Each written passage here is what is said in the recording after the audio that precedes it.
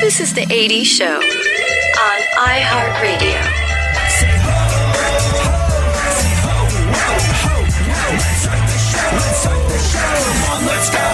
Let's go. Say ho, ho, say ho, whoa, ho, whoa. Let's start the show. Let's start the show. Let's start the show. Let's start the show. Ha ha! How's about that? Brand new imaging, courtesy of my erstwhile compatriot, Barry Funkhouser. Tweet him. Production genius can be found at Funk FM. How are you today, Funkhouser? Good. I'm excited. Are you excited because you have reason to be legitimately excited, or because you've had too much coffee today? I've had coffee. If you were going to be excited, would one of the things you were excited about be the first month cohabiting in your new situation with your significant other? How's that working out? Because I felt it was worthwhile checking in, because we discussed that you had sort of you'd almost launched a preemptive strike on any sort of awkwardness that could come up in terms of division of bills and household chores and things of that nature. The real telling moment was going to be the first of the month when that first batch of bills came through. How's that all shaken out for you? Because you did, in fact, whip out the whiteboard, so to speak. Yeah, I whipped out the whiteboard. This first of the month didn't count because we already, pay. It's like the first month of the move-in. Sure. So we knocked that out. So you have to check in with me in like 3 weeks. Well, whose names are the bills and whatnot? It's Havesies. Havesies? Like, yeah, she took a couple, I took a couple. And which ones did you have? Was there any negotiation over who was responsible for what? No, it was just who had more funds and who had the better credit. So she took those, and I took things like cable, internet.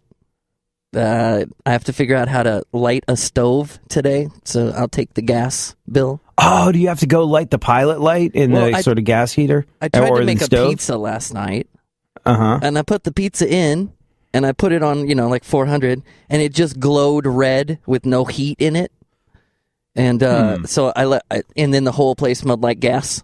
So I said, that's probably not a good time to light the thing now, but I'll do it later. Yeah, you should let that disperse. I don't know, stuff like that. Like I have friends that are real manly men who do manly things on a regular basis, and whenever I get freaked out about stuff like that, like lighting pilot lights, which I had a water heater once where it was ancient and the pilot light kept going out, and the first time I lit that thing, I had the fear of God in me. I was like, oh God, I'm gonna go out like this. This is gonna be me, foolhardily trying to light a pilot light myself because I'm out of hot water. I should just take the cold shower and call a professional. And then I called a friend and they're like, no, you're ridiculous. Just, that thing there, light it. And I was like, okay. And I did. And it's still, whenever I have to light a pilot light on anything, whether it's a stove or whether it's a water heater, it's still like, I don't feel comfortable with open flames around things that put gas into the world. That's not okay with me. I'm tremendously terrified of stuff like that, and with good reason too. It's like being scared of snakes. People are like, you need to do something about your phobia of snakes. Oh, really? Do I? You know what snakes do? Bite, eat, and kill people.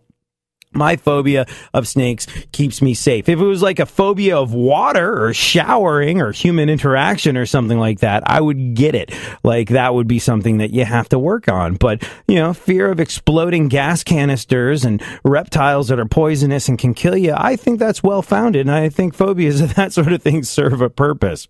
So you're just going to go ahead and light the pilot light yourself? Yeah, I Googled it. So if I'm not here tomorrow, you know why. Right. And you should call my parents. Yeah. Oh, if it was on the interwebs, why the hell not? Did you, when you Google it, did you find instructions for lighting a pilot light on YouTube? Well, I did the most manliest thing, and I asked the girlfriend to Google it, so I haven't even looked yet. But I guess there's some YouTube videos out there of, here's how to light a pilot light.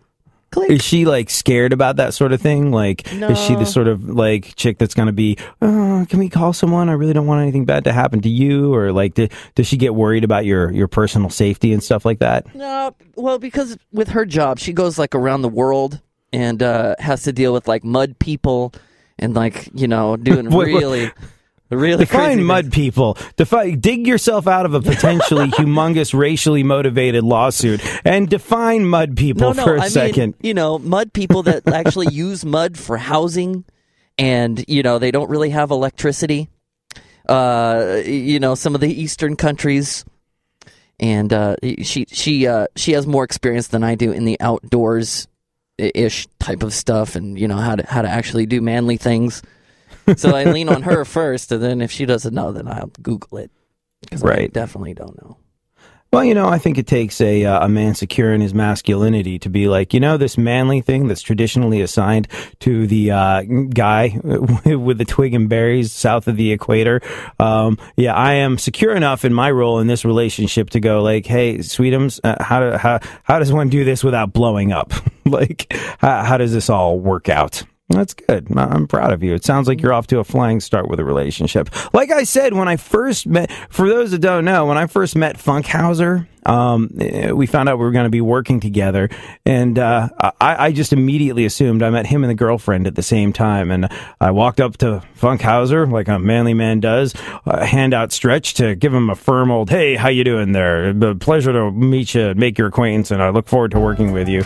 And as I stuck my hand out, he was like, I'm a hugger, and gave me a big hug. And then his girlfriend did the same thing, and because they're so in sync with how they greet people and just how they go through life, it just seems like they've been together forever. I have high hopes for this cohabitation. Walk these streets most every day. You're waiting to get washed away.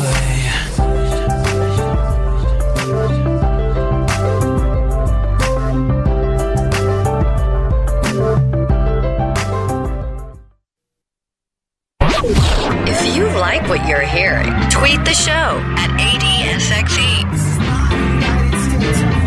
AD on iHeartRadio. I do what I want, when I want, how I want. Yeah, I do what I want, when I want, how I want. This is my United States of whatever. Picture me giving a damn, I say never. Yeah, I do what I want, when I want, how I want. Every day you're going to Thank you for joining in the conversation on Twitter at ADSXE is where you can find us. Donnie tweeted me saying that my phobia of snakes is justified. He actually presented me with a chart in terms of number of deaths per... yeah, it's the world's deadliest animal. What's at the top of the list? Snakes. Well, actually, okay. Snakes is number 3. Humans are counted as number 2, and mosquitoes, I guess through the spread of disease and things like that, are in at number 1. Mosquitoes, most dangerous animal on the face of the planet. And snakes come in at number 3, right behind human beings. But of all the sort of like creepy crawlies when animal attack types of situations that there could be, yeah, snakes right up there. So, yeah, my phobia of snakes, that's well-founded. You know what else scares the living bejesus out of me? And this is probably because, all right, so we've all done stupid stuff as kids, and I mean really young kids, but you know how you're trained from an early age to know that water and electricity don't mix, they're not good things to combine because you die. I had this lamp when I was like, I don't know, 3-4 years old, and it was sort of like a Halloween-themed lamp. It was like this pumpkin that when you plug it in, it turns on. And in the run-up to Halloween, I was really excited to plug in my pumpkin, which sounds dirty, but that's neither here nor there. I was really excited to plug in this pumpkin lamp, and somehow the plug had gotten wet. And I knew it had gotten wet, and I also knew that water and electricity don't mix. So, yeah, I waited what was a decent amount of time. But you know when you touch sort of like something, a piece of metal, you can't necessarily tell if it's damp or not. You know, I was running my fingers over it, trying to figure out if it was safe to plug it in, and I just went, oh, I'll throw caution to the wind. What's the worst that could happen? And I plugged in the pumpkin lamp, and evidently the plug, which had gotten wet, was not completely dry because the thing about exploded, flames shot out of the wall and burnt the side of the wall. And here's the thing. My father, at the time, would have been justified in grounding me, or he would have been justified in punishing me in some sort of way. But I think he took a stick or something like that and sort of like swatted the lamp away, so the plug came out of the wall. And sparks stopped jumping, and everything was all charred and burnt and things of that nature. The plug was also charred and burnt. Like, it was basically black, gooey, melted plastic and discolored metal. And my father just held that up to my 4-year-old face and went, "That could have been you." And ever since then, I have been justifiably afraid of combining water and electricity, to the point where if I get out of the shower and I'm in the bathroom, I have genuine trepidation about going anywhere near any kind of light bulbs. And what I usually do, and I don't know if this is any safer whatsoever, but what I usually do is I put on the bathrobe and I use like the elbow of the bathrobe, or my elbow through the bathrobe, which is not, sort of wet on the outside, or at least I perceive it as being that. And use that to turn on any lights in the bathroom. You ever been electrocuted, Funkhouser? Dude, that just happened to me in the new place. I didn't get electrocuted, but I bought one of those iPhone chargers from China. Uh-huh. And, I went to work, I came back, and it was black and burned, like on the couch. Either a little puppy got to it, or it just spontaneously exploded, like things you buy off eBay do. Yeah. And, it was pretty scary. It was all warm and melty. How was the puppy? Was there sort of like a noticeably disgruntled dog in the corner going, "Holy crap, holy crap, holy crap"? No, everybody was cool. I was totally expecting it, but nope. That scares the bejesus out of me, because household pets, for whatever reason, love to chew on stuff. And I don't think it's an uncommon thing for household pets to chew on cords and things like that. And like, I think anyone with a pet that's had a habit of like gnawing on an electrical cable is just paranoid out of their mind that they're going to come home one day and find sort of like a smoldering ball of fluff where your dog or cat used to be, and a light that's out, and you'll have to connect the dots and go, it finally happened. That scares the crap out of me with animals and pets and things of that nature. You know what else scares the crap out of me? People that want to behead me just because I'm an American, and I don't think that fear is unfounded in this day and age. We lost another journalist, and it was sad, and it was terrible, and it was tragic, and it was brutal, and it was unforgivable, and we must do something about this. What would be the $1 million question beyond that?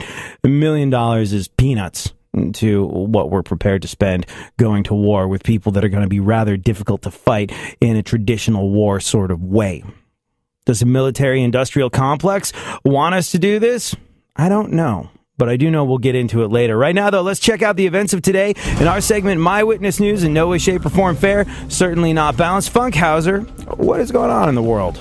Well, the FBI is investigating the leak of hundreds of private photos of female celebrities. The FBI and me, by the way.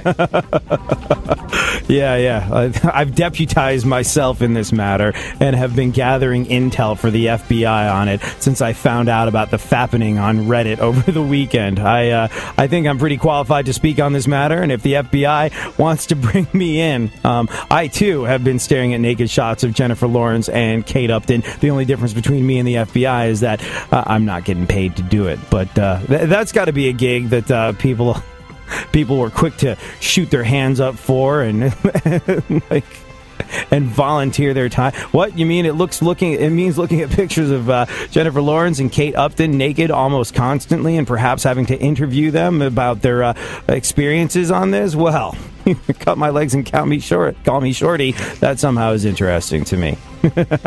That's got to be like the most plum FBI gig of all time. What else? Well, Time Magazine wants to know why hackers never post pictures of naked dude celebrities. Yeah, I don't think Time Magazine has ever seen a hacker before. I don't know, like Justin Verlander, the Giants pitcher that gets to see Kate Upton naked? Probably never again, actually, at this stage in the proceedings with their relationship, because if you're not familiar with the explosion of iPhone skank that happened over the weekend, basically, like, hundreds of celebrities' phones were... things were stolen from an Apple Cloud type of situation.